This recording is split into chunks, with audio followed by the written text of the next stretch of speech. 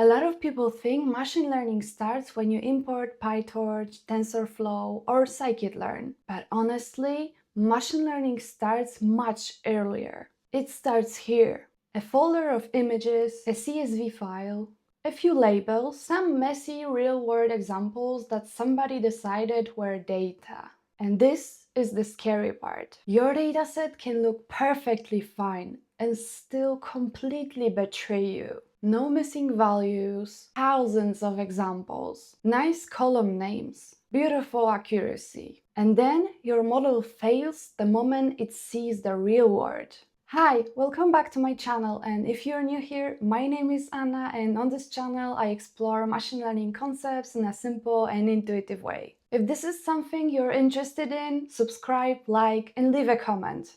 Let's get started. So in this video, I want to show you what a good dataset actually looks like and how to build one yourself. Not a perfect dataset, a useful one. If people say good dataset, they usually think of something like this. It has many rows. It has no missing values. The labels look consistent. The file loads without errors. And yes, that matters, but that is only the surface. A dataset can be clean and still be bad.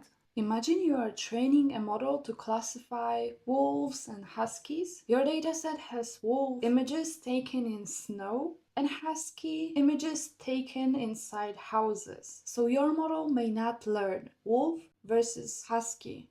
It may learn snow equals wolf. And suddenly you don't have an animal classifier. You have a snow detector. That is the difference between a dataset that looks good and a dataset that teaches the right lesson. Here is the mental model I use. A dataset is not storage. A dataset is a teacher. The model is the student. Training is repetition. Evaluation is the exam. Deployment is real life. And if the teacher gives bad examples, unclear explanations, or biased exercises, the student may still pass the exam but fail in the real world. So when you create a dataset, you are not just collecting data, you are designing a curriculum. That means you have to ask, what do I want the model to learn? What should it ignore? What edge cases should it understand? What mistakes would be dangerous? And what does the real world actually look like? That is where high-quality datasets begin. A good dataset has 5 layers. The first layer is the problem definition. Before collecting anything, you need to define the task precisely, not detect bad comments, but classify whether a comment contains personal harassment directed at another person. That difference matters because vague tasks create vague labels. The second layer is coverage. Your dataset should represent the real situations your model will face. If you're building a plant disease classifier, don't only collect beautiful centered images from Google. You need blurry images, different lighting, different phones, different growth stages, healthy leaves, dead leaves, leaves that are damaged but not diseased. The third layer is label quality. Labels are not just names. Labels are decisions. If 2 humans would label the same example differently, that example is not automatically bad, but it needs rules. A good dataset has labeling guidelines. For example, if the image contains both a cat and a dog, label the dominant animal. If the animal is less than 20% visible, mark it as uncertain. If the image is ambiguous, send it to review. The fourth layer is metadata. Metadata is the context around the data. Where did it come from? When was it collected? Which device produced it? Who labeled it? Was it synthetic, scraped, user-generated, or manually created? A dataset without metadata is like a photograph with no timestamp, no location, and no story. And the fifth layer is the evaluation split. A random trained test split is often not enough because real-world generalization is not random. Sometimes you need to split by time, train on old data, test on newer data. Sometimes by user, train on some users, test on unseen users. Sometimes by location, train on one city, test on another. A good evaluation set should feel like the real world knocking on your door. Here's a simple test I call the dataset smell test. Before training a model, ask 4 questions. Question 1. Can I explain every column or field in one sentence? If not, you probably don't understand your own data yet. Question 2. Do I know where the labels came from? Were they created by experts, by users, by another model, by me at 2 a.m. after too much coffee? Question 3. What shortcut could the model learn? This is one of the most important questions in machine learning. Could it learn the background, the file name, the image resolution, the writing style, the hospital machine, the camera angle? Question 4. What examples would make my model embarrassingly wrong? Those examples belong in your dataset, not after deployment, before deployment.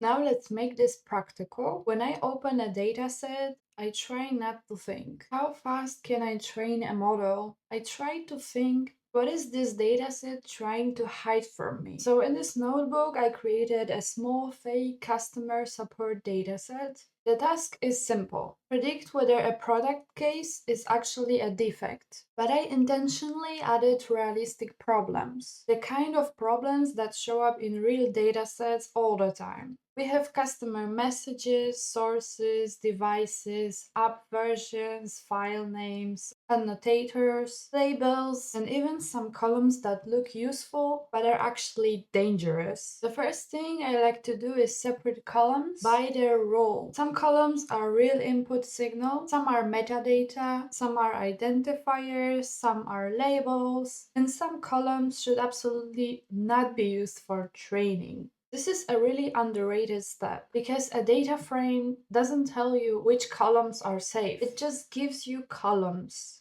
Here I run what I call a metadata X-ray. I'm asking, are any metadata columns suspiciously predictive of the label? And right away we see something interesting. Photo background and source have huge differences in defect rate. That means the model might not need to understand the customer message at all. It might learn that cases from one source or photos with one kind of background are more likely to be defective. That is not intelligence, that is a shortcut. So now I train a small probe model using only metadata, not the actual customer message, and the result is the scary part. The metadata only model performs surprisingly well. This doesn't automatically mean metadata is evil. Metadata can be useful, but it's a smoke alarm. It tells me, before I trust this dataset, I need to understand why these columns are so predictive. Next, I do a counterfactual check. I keep the imaginary product case the same, but I change only metadata like the source and background.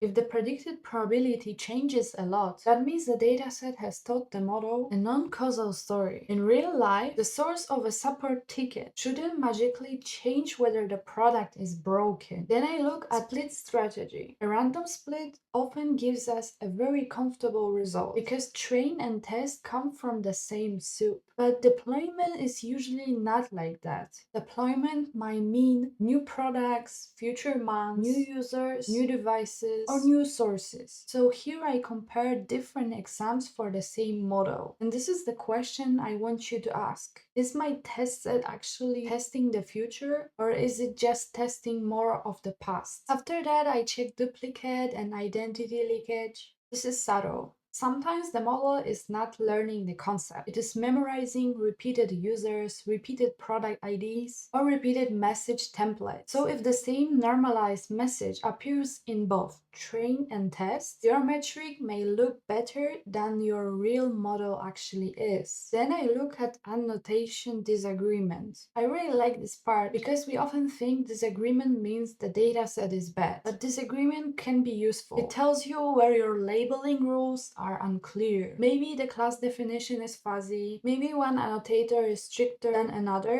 maybe you need an uncertain label instead of forcing every example into yes or no. So instead of deleting difficult examples, I built a review queue.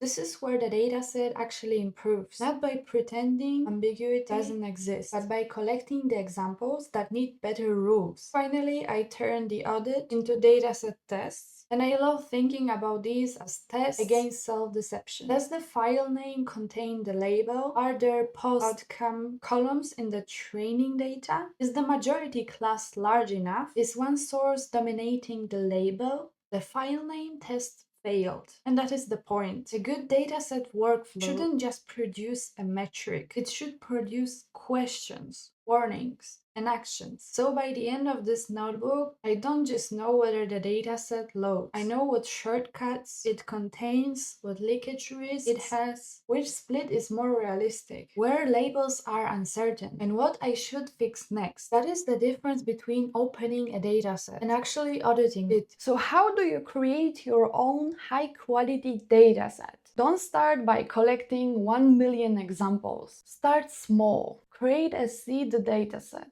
maybe 200 examples, then write labeling rules. It feels boring, but it is powerful because labeling rules force you to define the problem. Then label your examples. After that, audit them. Take a random sample and ask, would I agree with this label? Would another person agree? Is the example ambiguous? Should this be a separate class? Should this be removed or marked uncertain? Then train a simple baseline model. Not because the baseline is the final goal, because it shows you where your dataset is weak. If your model fails on dark images, collect more dark images. If it fails on short text, collect short text. If it fails on sarcasm, collect sarcasm. This is the key idea. Don't just add more data. Add the data your model is missing. This is how a dataset improves, not by growing randomly, but by becoming more intentional. One thing I recommend for every dataset is creating a dataset card. It doesn't have to be fancy, just one document explaining what the dataset is, where it came from, what the labels mean, and what the limitations are. This is especially important if you ever share your dataset with others. But honestly, it is also important if the dataset is only for you. Because future you is basically another person. 3 weeks from now, you won't remember why you removed those examples, why class 2 was renamed,